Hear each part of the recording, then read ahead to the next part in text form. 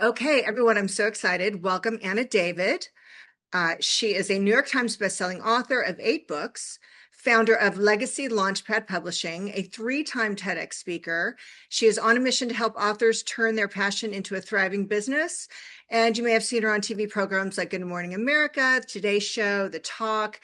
I know that I think my first exposure to you was, I want to say, correct me if I'm wrong, did you do something with Adam Carolla on it?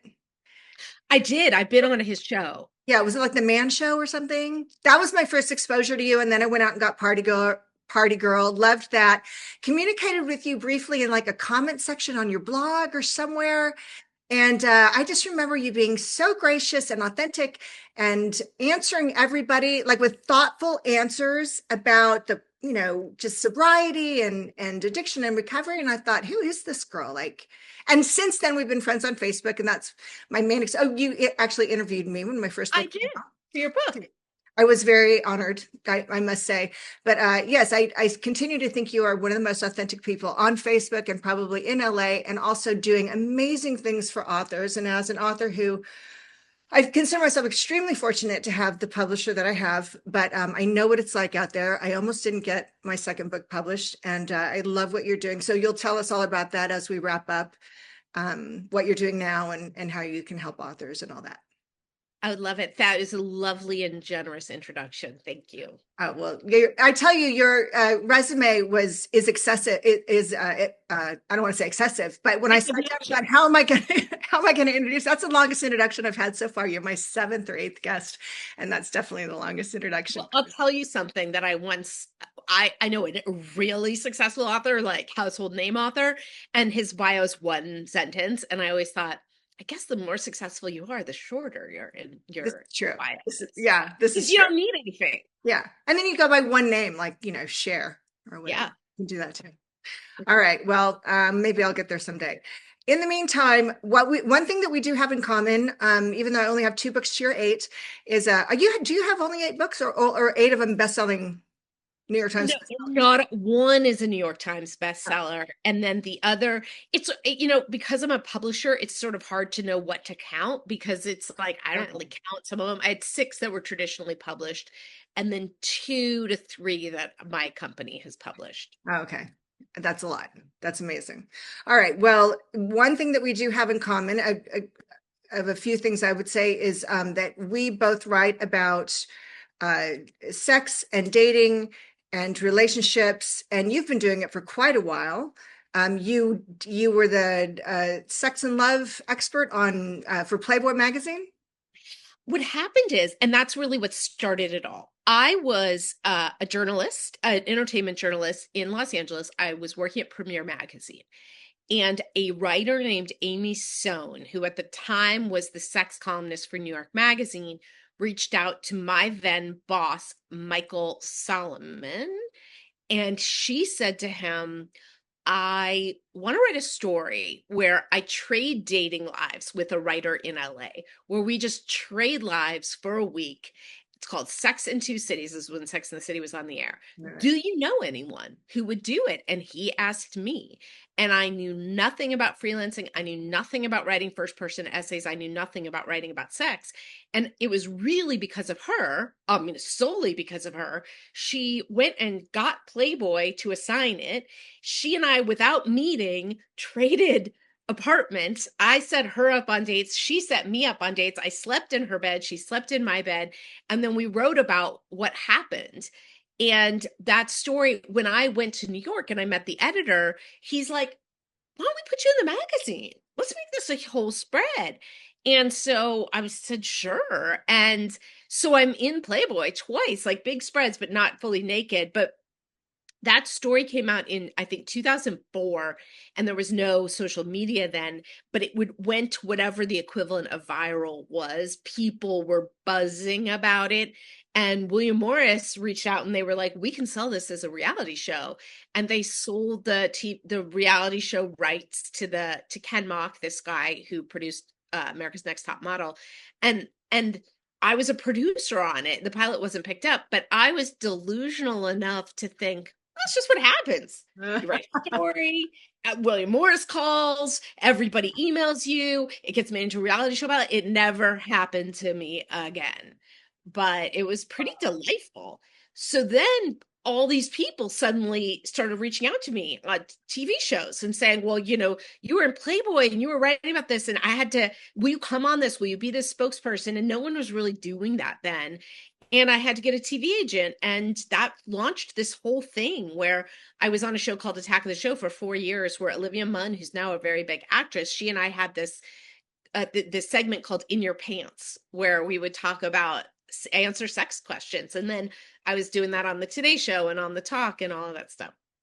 That's amazing. So this is kind of like, I think 20 years ago, probably around 2004, when I was kind of dreaming of what I would like my future writerly life to look like. That was basically it. I just really wanted to be writing about sex and being in magazines like Playboy, and then have William Morris call. And yeah, it doesn't normally work out that way, but I mean, you're very well deserving. I mean, you really, every time I've seen a million clips of your stuff, and you have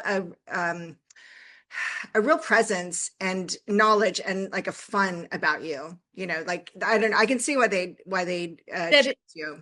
That is so kind, but I must object to knowledge. Oh, I no.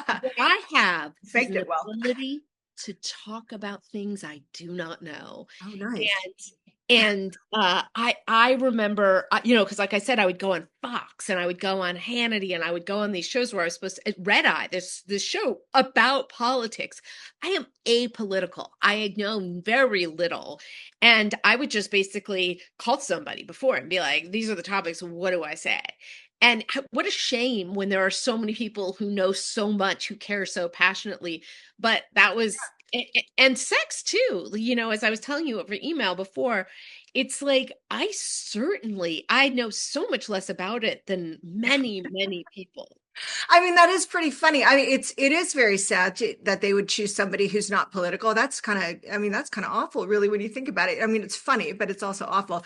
But to basically be putting on a platform as a sexpert I have to believe that you know more than you think you do, or than you're admitting, because you've taken it really well, because you gave a lot of good advice. I gave a lot of good advice. I would say I have far fewer sexual experiences than most people I know. I mean, look, I was single for a long time, so of course, there's variety, but I'm like super boring. I've never done most things. And I would say the relationship part was the part that tortured me the most, because I was giving relationship advice while unable to maintain a romantic relationship in my own life. And I felt very hypocritical. Yeah. Well, that's my story too, actually, because I was single for most of my life. I mean, I think I did the calculations. I'm 57, so I've been dating for over 40 years. And I've been in a relationship, with Joe for 6 years, with Walla for 1 year, throw in a few months here, a few months there. I would say, the last 3.5, but whatever, that's still barely like 10 years out of 40. So 75%. Yeah. Back when I did the math before, it was closer to like 85%. I'm like, I was an intimacy coach, but I would never work with couples, because I just don't feel like I felt like from the outside, I probably had some objective advice to give people in relationships, but I did have a lot of advice as far as, and as an intimacy coach, I worked with sexuality a lot. I mean, there was social anxiety, but there was a lot of performance anxiety issues, a lot of porn dependency, and a lot of like 40-year-old virgins and what have you that I worked with. But I had a background as 14 years as a stripper and 12 years as an escort, and then 6 years as a coach, and I had a certification in sexuality counseling and all that. So, but I do think sometimes the layperson out there, look at Carrie from Sex and the City. This is a woman who really had a pretty vanilla life. Like did she have like one threesome, and she kissed a girl once and kind of got, icky about it? Like, and yet she was, true. She was the big sexpert on that True. show. Yes. I mean, she was writing about other people's. Yeah. I mean, right, Samantha and stuff like that. But yeah, no, I mean, maybe it takes a vanilla person to not freak people out. It's true. Actually, she might be. I mean, if you get somebody who's like really adventurous kinky. It might just be a little bit much for the average person. But so let's go there. Let's talk about your trajectory. Now, let's start with how old you were when you got sober, how long you've been sober, and how that started for you. Like, were you single when you got sober? And what was your dating life like then? Like, what were your struggles? Mine was basically I drank from high school on. I drank from like daily pretty much from 16 to 29. So all my relationships, what you could call relationships, my dating life and my sex life was almost exclusively during the use of substances, mostly alcohol. Like I didn't know how to flirt without alcohol. I very rarely had sex without alcohol unless it was in a long-term relationship. And even then it was like the minority of the time. Then I got sober at 29. And then I was like, people have sex sober. Like, how does that even, people flirt? So I had no idea how to flirt. I thought I'd been a stripper for like 5 years by then. No, 7 or something years by then. I kind of flirted for a living, and yet it was different out in the world. So, I mean, I was so bad at it. I was either too aggressive or too subtle. I could never get it right. And then when I did get it right, or somehow ended up in bed with someone, I was like it felt so awkward and so self-conscious. And then I slowly started kind of finding my footing. But I was dating a lot of guys in early sobriety that were unavailable because I was emotionally unavailable. And so I was terrified to connect, although I was desperately trying to connect. And so I stumbled through all of that, come here, go away, come here, go away. So tell us about your dating trajectory. Start with how old you were when you got sober, how long ago that was, and how your dating life changed from before and after in those early days. Yes, I got sober when I was 30, and I am now 55, and I had never been in a long-term relationship until my current relationship, and we've been together 6.5 years. So, I mean, I really set a pretty good record for having Yes. ever I thought I had. had a good record. I think you I've never met anyone with quite that impressive a single, trajectory. The longest relationship I'd had was 6 months, and like even that was partially long distance. So that started off, I thought, being a really fun, great thing. I remember talking to my friend in college, my roommate, and saying, I love having a boyfriend during the week, but during the weekends it's really annoying. And I really thought how great to kind of upgrade every year. And I was very disrespectful. I treated these really nice guys horribly, and would sort of have a boyfriend, think I loved him, sometimes I did, and then like meet someone else, hook up with them, break up with the first guy, just kind of go from thing to thing to thing without ever being hurt and being treated wonderfully. I think those guys all needed Al-Anon probably, or had mean moms or whatever it was. But you were sort of like the classic heartbreaker guy, like the playboy guy who, like the women complain, is cold and callous, and how doesn't he see how much how mean he is? Or Oh, it was great, by the way. There's oh nothing yeah, better. yeah. I I'm with mean, in you. case we I think, loved my single life, to be clear. As lonely as I was for parts of it, I thoroughly enjoyed it in other ways, right? Like there's and let's Mhm. let's be honest, there's a lot to enjoy about variety and being single and the freedom and stuff, but there's a downside too. So go ahead. Well, I would say it's very much like drinking. Like it was fun until it wasn't. And I don't know that I know how to be single successful given my alcoholism. The highs were too high, the lows were too low. And well, yeah, I guess I miss those highs. Sometimes I miss those highs. It's a lot like missing the highs of cocaine. Not worth it at all. I really confused love with trauma bonding, excitement, Mhm. aloof, unavailable. It just got me going. The And, chase. and that's pretty damaging long term, like really damaging. It is. That's why most people move past it in their 20s. There's a lot of people go through that phase in high school and college, and then they learn what they need to learn from it. And Yeah. then there are people like you and I that that need to just immerse ourselves in it for a much longer time until one day we're ready to move forward, right? Yeah, I mean, I couldn't understand it, and I still don't completely understand why I didn't do that. And then I got sober and I switched to someone who did that. It was like in my healthier life, I didn't know how to. I mean, look, I didn't know how to be attracted to healthier men. I will always say I was doing the best with what was coming along. I knew they weren't great, but I was like, these are my options. I could be single or date this asshole. Yeah. And I would choose to date the asshole. So you got sober at 30. You're Mhm. 55 now, and you've been with this guy for 6 years, and Yeah, it's a really good, solid relationship. So yeah, you had almost 20 years in sobriety where you were still, now you were, I assume you were doing the steps and going to meetings yeah. and yet this one area of your life, you felt you weren't really evolving.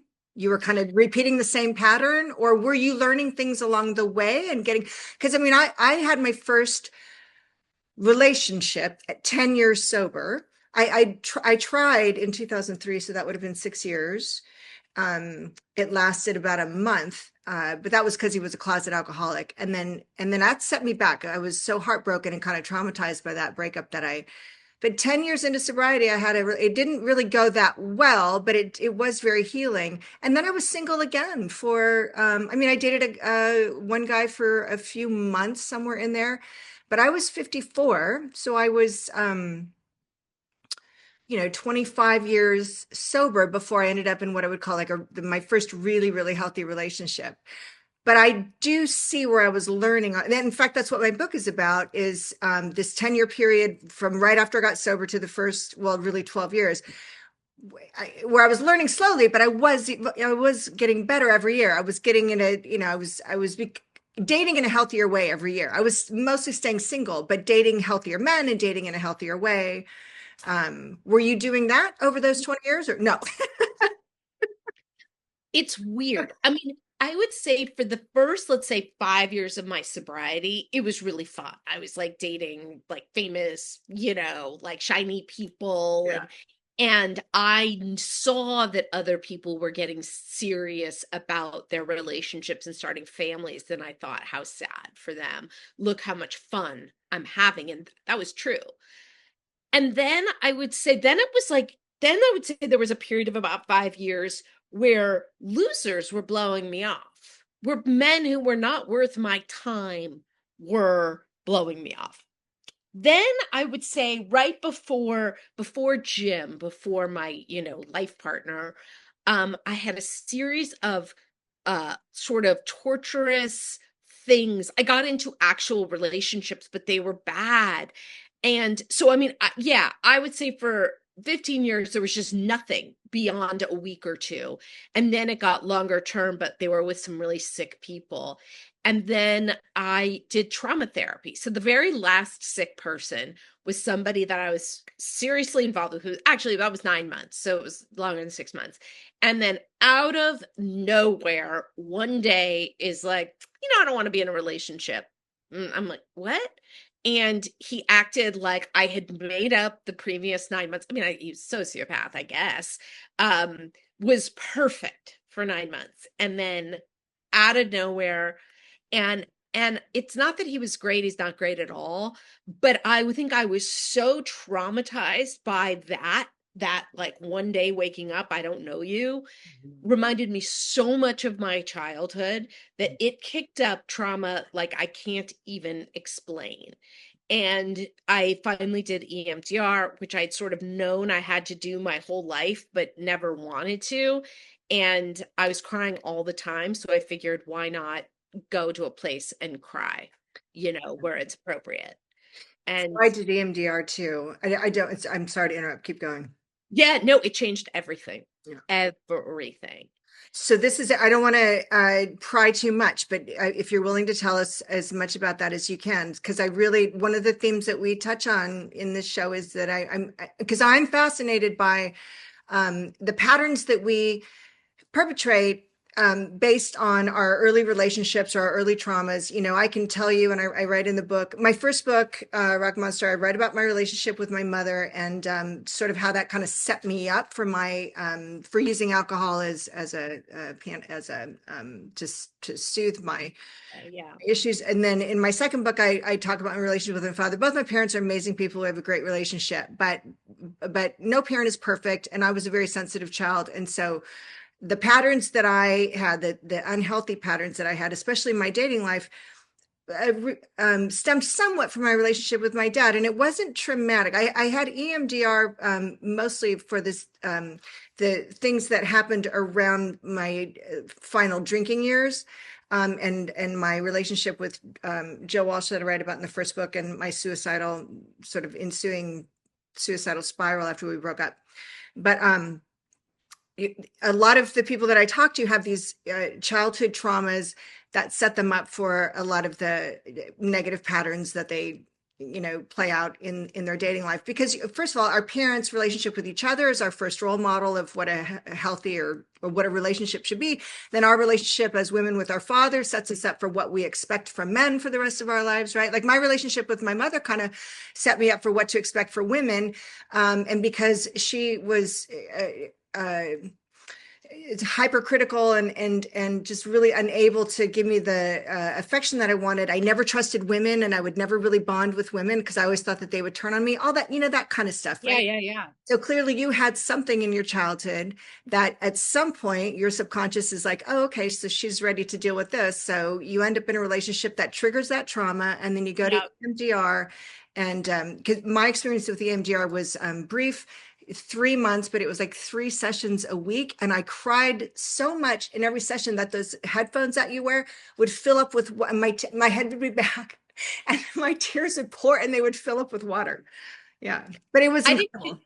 I didn't do the kind with ears, because I did the pulsating orbs. And I too cried up a storm. I remember I cried so much that I lived in Hollywood at the time. I remember walking down the street and I was sobbing, as I was wont to do, and a homeless man walking by and going, "Are you okay?"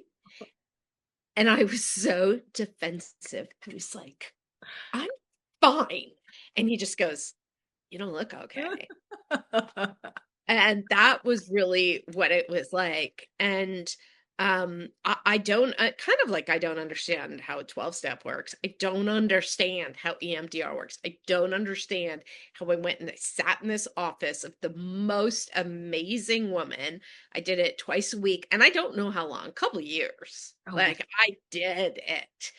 And then I still did it on and off for years afterwards. But those first, I don't know, 6 months, things in my brain switched in indescribable ways. Just merely to go from, really struggling to make a living, working for incredibly abusive men, dating men who would do things like wake up 9 months in and treat me like a stranger, to I start this business that just blows up. I meet Jim. He's lovely. We have a child. We have a 2-year-old. Did you know that? Yeah. We now live in this gorgeous home with this 2-year-old boy who's just about this.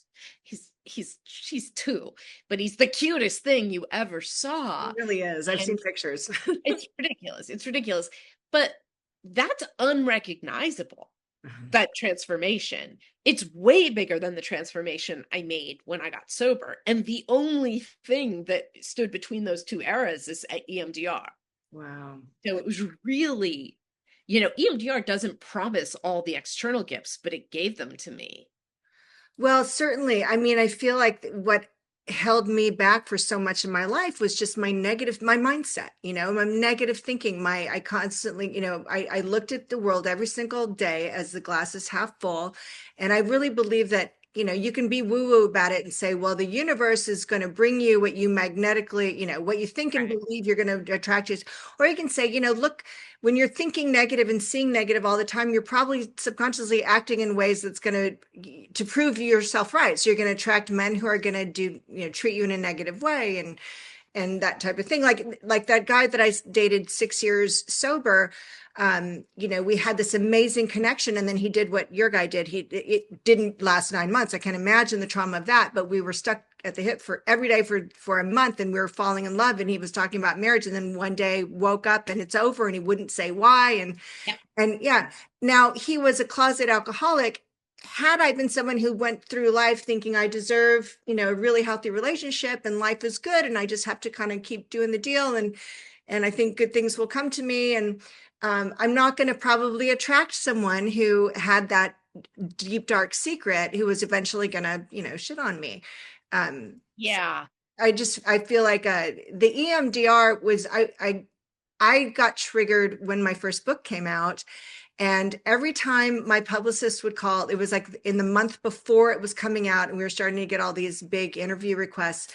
And it was everything I'd ever wanted, right? Yeah. My first book, I'd wanted to be a published writer for 40 years. I was 50 years old when it came out, and I would have panic attacks and like literally run to the bathroom thinking I'm going to throw up at the idea of being interviewed, even on like some small radio station with like 7 listeners in Podunk, Oklahoma, whatever.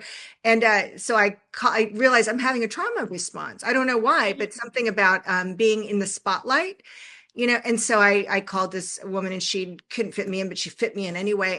And thanks to her, thanks to those 3 months, I was able to actually talk on radio and do any of those early interviews. And and it made it possible. I don't know what would have happened otherwise, but it also changed other things in my life. Just I don't know how it works either, but I think it rewires your brain somehow. I really do. I mean, there's books on it. There's books about how EMDR works, but it does have something to do with the neuroplasticity in your brain. Like, it's not woo-woo. It's definitely, there's science behind it, neuroscience. Yeah. It's, for vets, I mean, it's the most effective trauma therapy. I mean, it's this bilateral stimulation, something about stimulating just two sides, alternating between your two sides of the brain while you're talking about trauma. Changes it, but that's bizarre. It is. I remember reading about it, of a guy that I was dating who definitely needed therapy, mentioned it, and so I looked it up, and I was fascinated, but never thought I needed it. That it was many years before I ever got it, but it stuck in my head. Thankfully, I knew of it when I needed it the most. But were there, again, you don't have to talk about this more than you want to, but were there traumas that in your childhood that affected your ability to bond with a man or to commit? Did you have trust issues, abandonment issues? Do you know what those issues, I mean, label them? the answer is a resounding yes. The specificities are so bizarre. I've said, since I've really fully understood everything from doing the EMDR, I know plenty of people who suffered from worse trauma. I have yet to meet someone who suffered from as confusing trauma. If I try to explain it, it does not make any sense. It was a lot of, through a variety of disorders among the people around me, like I was the identified patient. I was, it's sort of like, Munchausen by proxy. Sure. Where you take oftentimes you take the child to the doctor for things that aren't, so you get attention for things they don't have, so you end up getting attention. This was Munchausen by crazy. I was told I was crazy and a monster for as long as I remember. I mean, and I see now how it just detracted from what was going on, but it never occurred to me to even feel bad about it. I was just like, that's who I am.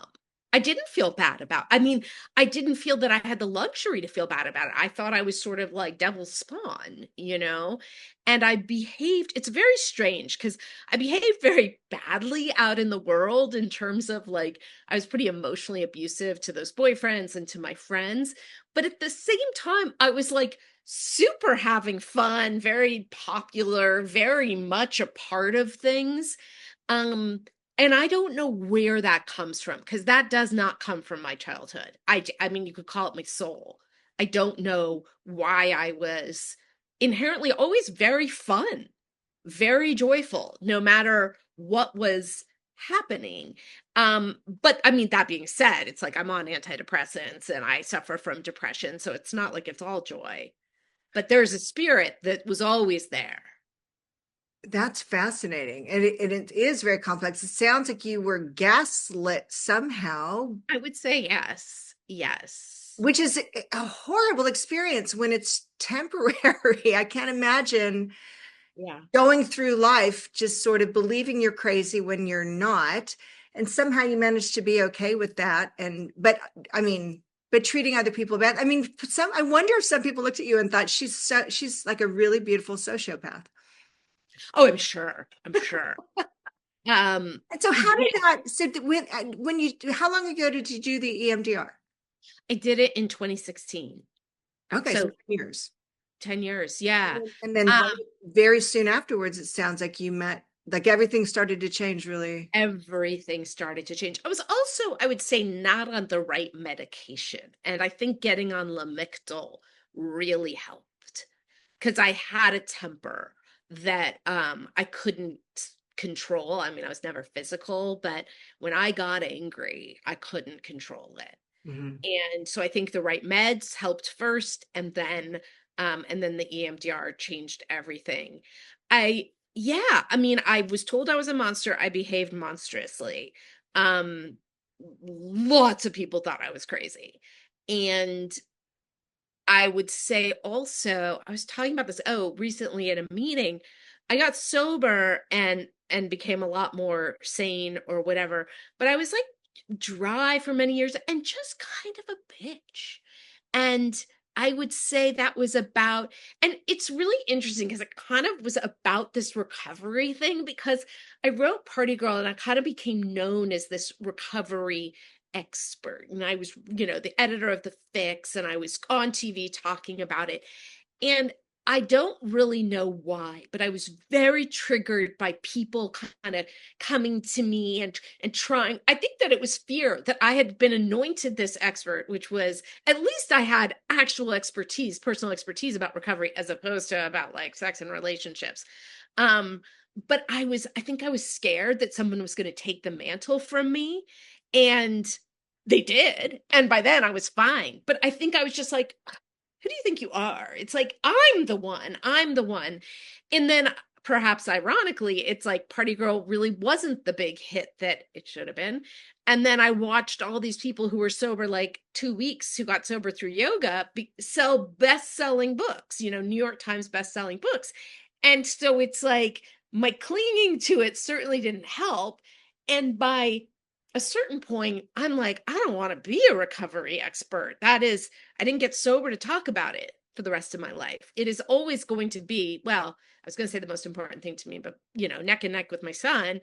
But I feel sort of badly for people who that's all they've built their entire careers around, that, and there's no getting out of it. You know what I mean?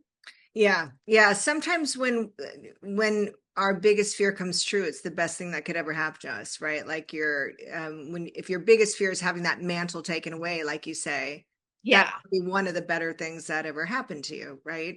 I think it was so funny when I first got sober. I used to hear in the meetings, because I had all these fears. I feared life was never going to be fun again. I thought I was going to hate any mainstream job that I got. I had to get out of the sex industry. It just wasn't, I was stripping at the time and doing, moonlighting as an escort here and there. And it just at the time wasn't really healthy for me. So I had to get out and get a mainstream job. I thought I'm going to suck at a mainstream. I'm never going to be successful, not going to make any money like I'm used to. And it's just going to be drudgery. I'm going to work 80 hours a week and it's going to be drudgery. I'm not going to enjoy sex. I'm not going to meet anyone special forever, maybe forever, for a long time. My health is going to be terrible because I had been poisoning my body, like trying to drink myself to death. And so I had all these health issues and I thought that's going to go on indefinitely, maybe forever, and all these people in the media are like, don't stress so much about all these fears. Most of them are never going to come true, blah, blah, blah. And I'm like, every single one of my fears came true. I was going to get fat. I was worried. I had developed an eating disorder. I thought I'm going to get fat without all the cocaine. How am I going to, I'm not going to, if I don't have my body, how am I going to get men to love me? Well, every damn one of them came true. Every single one. Also, every single one of them probably the best thing that ever happened to me, because then I was forced to, when I did get fat, I had to stop basing my entire identity on my looks and my sexuality. When I got a straight job, I had to learn how to be dependable and responsible and accountable and all these things that you don't really have to be as a stripper. Right. And when sex was just awkward and not fun at all, I had to reassess my whole approach to it. And it ended up being quite frankly, somebody had told me how much better sex was sober, I'd have quit drinking years before. That's no lie. I'd have quit drinking 4 or 5 years sooner if somebody had told me, you have no idea how great sex can be. Why didn't somebody tell me? Yeah. Yeah. It took a long time though. It took many years. It took 5 years before sex got amazing. 5 years in sobriety for me.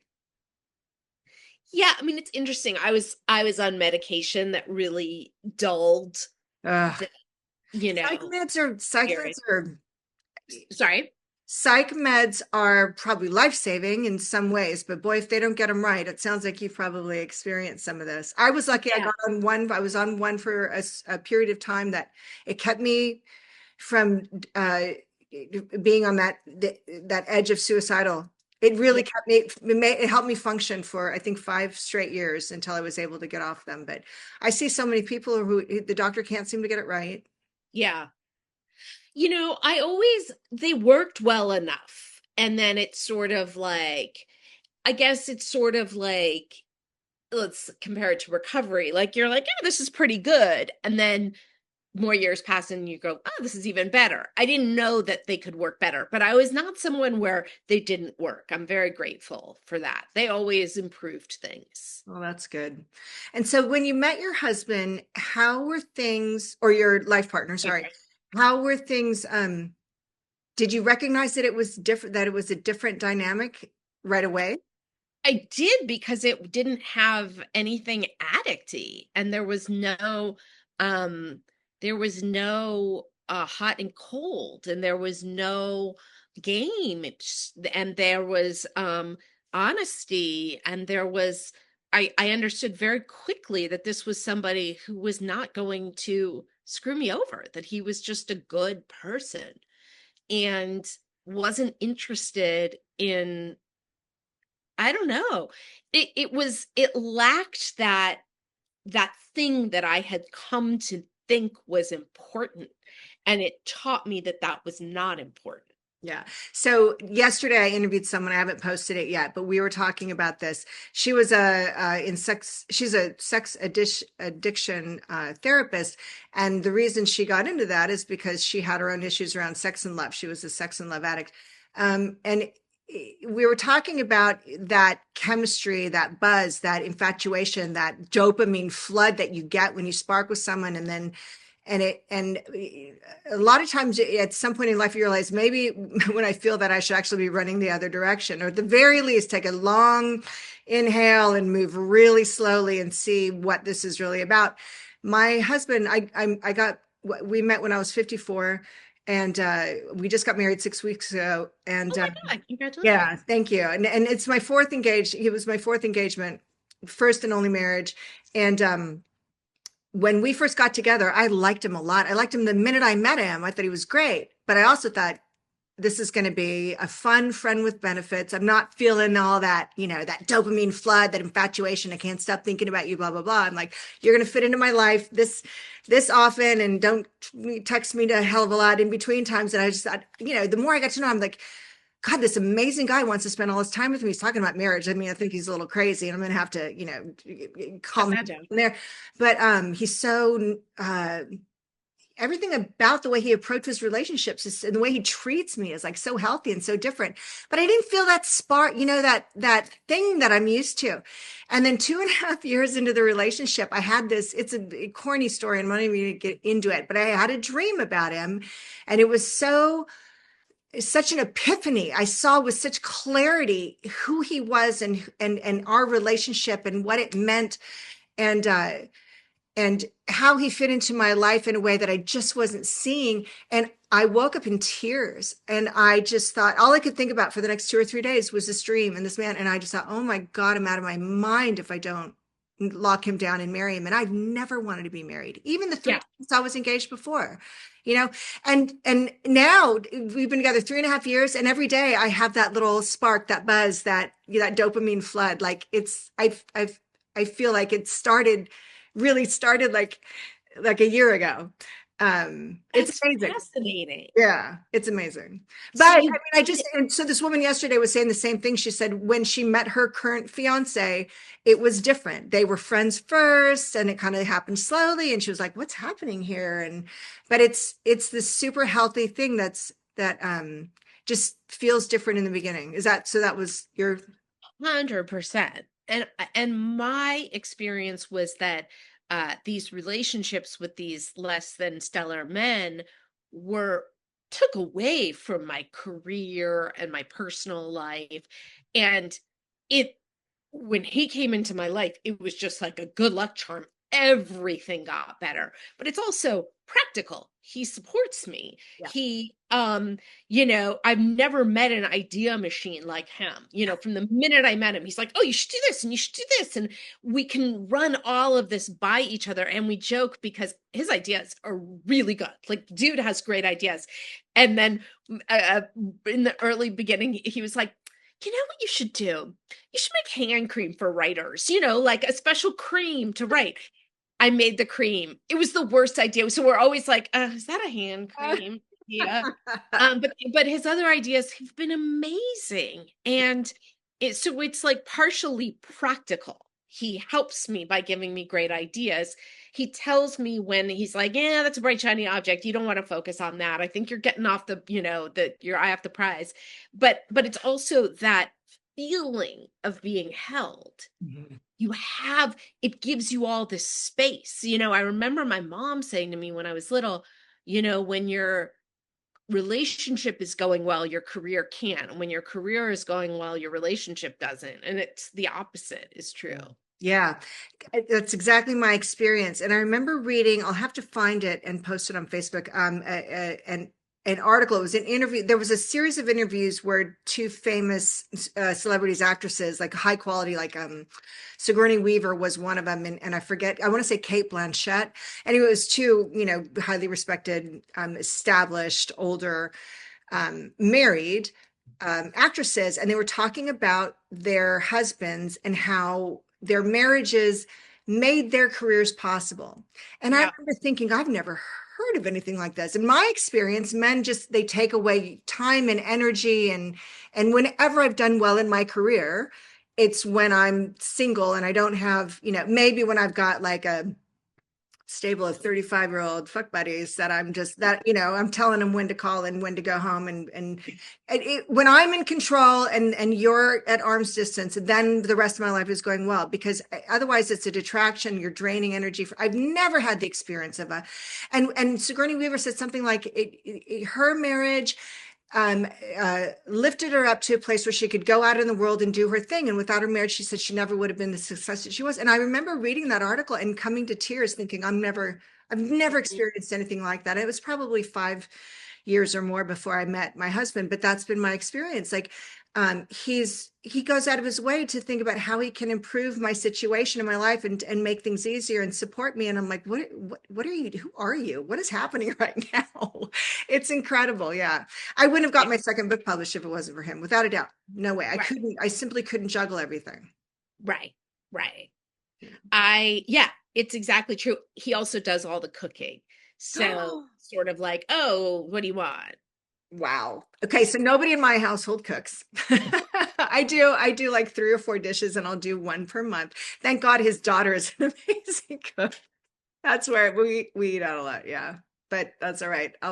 I can live with that one thing without that. Yeah. Yeah. And then you have a little boy. So has that been I've never had children, never wanted them. I don't think I would have loved to have them. If a person could have children in their 60s, I'd probably be all for that. thankfully I married someone whose children are going to give us grandchildren. So I think I'm going to have the benefit of being a Yeah. grandma soon without actually being a mother.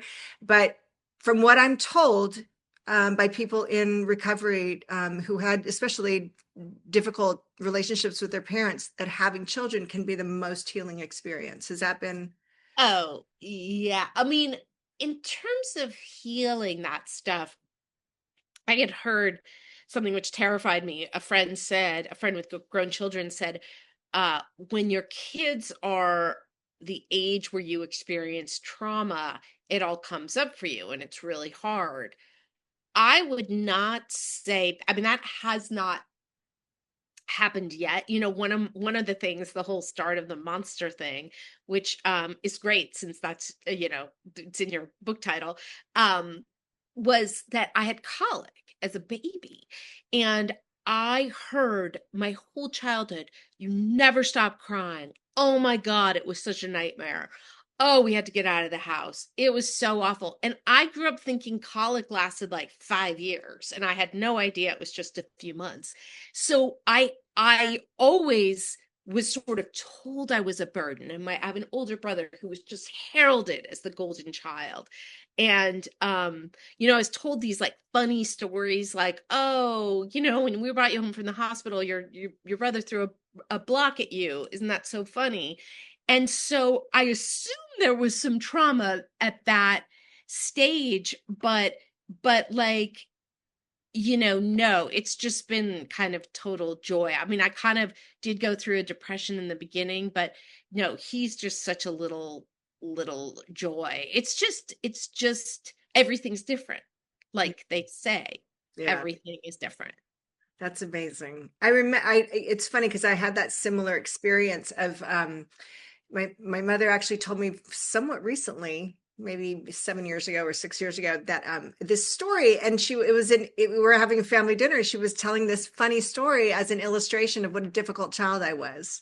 And the story was, I was 6 months old and I wouldn't stop crying, and I was screaming bloody murder all night. She fed me, changed me, rocked me, everything she could think to do. And at the time, my mother's 25 years old. She's got Yeah. three very young children. She had a very stressful job, and they don't have much money. And she dealt with depression, and she did it quietly all by herself, with no meds or anything. My mother's an amazing woman. If I had my mother's life at 25, I'd have gone out for a carton of milk and never come home. I'm not kidding. I would not have been able to do it. Right. So I just like to say that I qualify that. But she said they finally, she goes, I just didn't know what to do with you. And I was like, and she made this shaking motion. She was about to start shaking me. And my father took me from her, put me in the room, and they let me cry all night, and I was like, okay, that's not a funny story. That's a horrifying No. story. I said, you know what a baby learns when you do that? A baby learns that no one's ever going to be there for them. And that's what you learn at 6 months old. And it stays, it sticks in your head. And I definitely went through my whole life feeling like no one's ever going to be there for me. And to this day, I wake up every morning and I think, I can't believe this person wants to spend his whole life making sure I'm okay. And I don't know what all I did to get to the point where I felt apparently subconsciously deserving enough that it happened, but it was a real shift. And I think it's everything that I did in sobriety, all the little bit of work, all the 17 years of therapy, and every little thing I did, that somehow got me there, and maybe a little bit of luck along the way. I don't know. It's really weird because I don't wake up going, how did I get so lucky to have this man? I'm just like, oh, can I get an egg for breakfast? So I have no idea what change. I do in many ways think I'm a miracle, given how I grew up and what's happened. And it is truly because of AA and EMDR. Yeah, 100%. I've always considered myself a walking, talking miracle. I don't think that a lot of people who were living the life that I lived made it. I think the statistics, actually, when you look at my very specific situation, are maybe 1 in 3 live.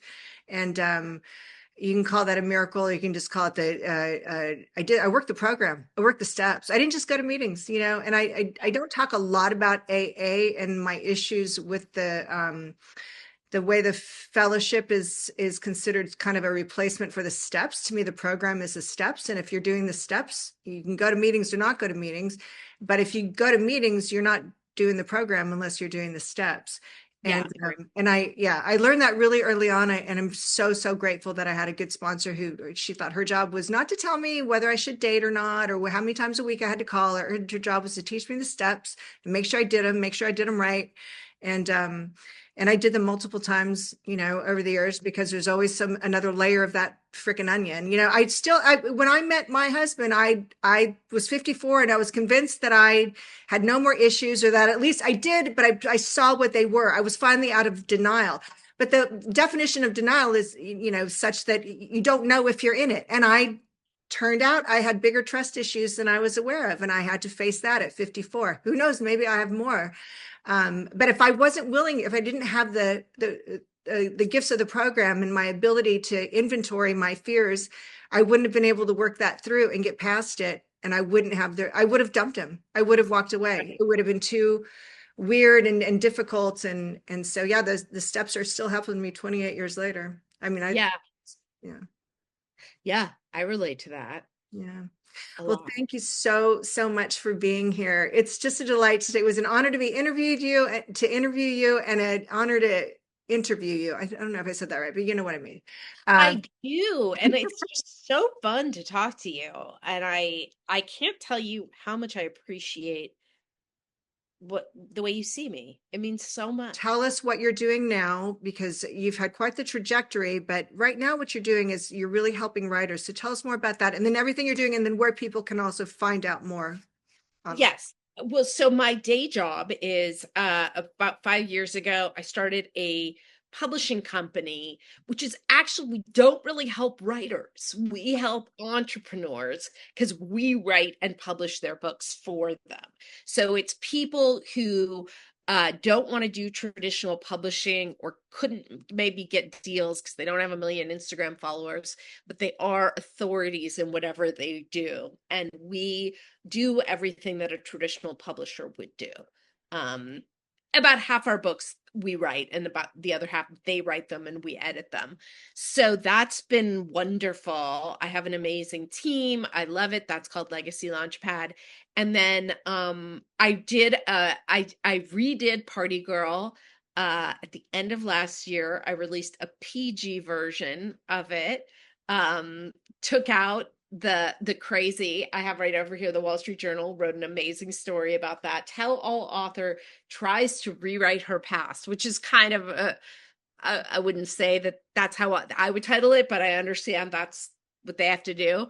And that was really wonderful because it's my favorite thing I've ever written. And I love that nobody's keeping it alive but me. But I am like keeping it alive. I loved it. And I remember thinking I wasn't even barely scratching the surface of my writing career. I was just, writing short stories, and none of them were good. But I remember reading that and thinking, this is the kind of stuff I want to write. I prefer nonfiction, but I kind of could tell that there was a lot of nonfiction in that fictionalized kind. At least I suspected as much.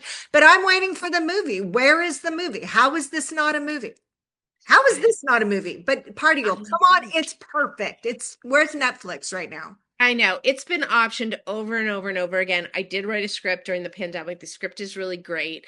And we do have, the 96th producer is attached, and they say, they get a director, and the director drops out. Like, it really is inching towards it. And part of me is happy it hasn't happened yet, because I still get to look forward to it. I'm just like, oh, next year. I got other stuff going on, know. Well, definitely let us know when we can see that, because it is a really great book. It's a really interesting story. And I mean, it's one of your many projects. But so what else? Is there a website where people can find you? And just AnnaDavid.com right. is my hub. So that, and I'm on Instagram, I guess other social media at Anna B. David. So okay, great.